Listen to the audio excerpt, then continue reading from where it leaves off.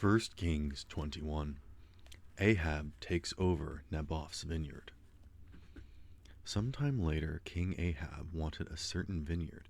It belonged to Naboth from Jezreel. The vineyard was in Jezreel. It was close to the palace of Ahab, the king of Samaria. Ahab said to Naboth, "Let me have your vineyard. It's close to my palace. I want to use it for a vegetable garden. I'll trade you a better vineyard for it. Or, if you prefer, I'll pay you what it's worth." But Naboth replied, "May the Lord keep me from giving you the land my family handed down to me." So Ahab went home. He was angry. He was in a bad mood because of what Naboth from Jezreel had said. He had told him, "I won't give you the land my family handed down to me." So Ahab lay on his bed. He was in a very bad mood. He wouldn't even eat anything. His wife Jezebel came in. She asked him, "Why are you in such a bad mood? Why won't you eat anything?" He answered her, "Because I spoke to Naboth from Jezreel. I said, 'Sell me your vineyard, or if you prefer, I'll give you another vineyard in its place.' But he said, 'I won't sell you my vineyard.'" His wife Jezebel said, "Is this how the king of Israel acts? Get up, eat something, cheer up. I'll get you the vineyard of Naboth from Jezreel." So she wrote some letters in Ahab's name. She stamped them with his seal. Then she sent them to the elders and nobles who lived in the city where Naboth lived. In those letters she wrote, "Announce a day when people are supposed to go without eating. Have Naboth sit in an important place among the people. Put 2 worthless and evil men in seats across from them. Have them witness to the fact that he has called down curses on God and the king. Then take him out of the city. Kill him by throwing stones at him." So the elders and nobles who lived in that city did what Jezebel wanted. They did everything she directed in the letters she had written to them. They announced a day of fasting. They had Naboth sit in an important place among the people. Then 2 worthless and evil men came and sat across from him.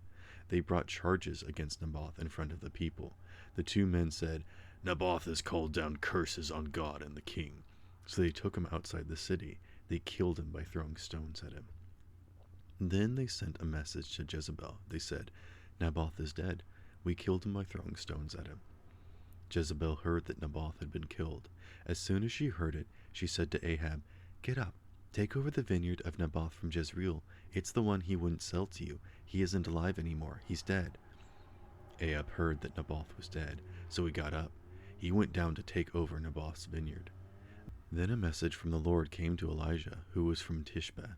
It said, "Go down to see Ahab, the king of Israel. He rules in Samaria. You will find him in Naboth's vineyard. He has gone there to take it over. Tell him, 'The Lord says, haven't you murdered a man? Haven't you taken over his property?' Then tell him, 'The Lord says, dogs licked up Naboth's blood in the same place dogs will lick up your blood. Yes, I said your blood." Ahab said to Elijah, "My enemy, you have found me."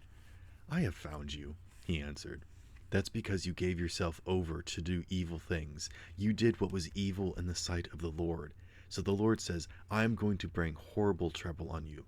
I will destroy your children after you. I will cut off every male in Israel who is related to you. It does not matter whether they are slaves or free. I will make your royal house like the house of Jeroboam, the son of Nebat. I will make it like the house of Baasha, the son of Ahijah. You have made me very angry. You have caused Israel to commit sin. The Lord says, dogs will eat up Jezebel near the wall of Jezreel. Some of the people who belong to Ahab will die in the city. Dogs will eat them up. Others will die in the country. The birds of the air will eat them." There was never anyone like Ahab. He gave himself over to do what was evil in the sight of the Lord. His wife Jezebel talked him into it.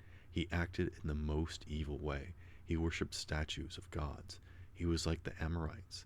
The Lord drove them out to make room for Israel. When Ahab heard what Elijah had said, he tore his clothes. He put on black clothes. He went without eating. He even slept in his clothes. He went around looking sad. Then a message from the Lord came to Elijah, who was from Tishbe. It said, "Have you seen how Ahab has made himself low in my sight?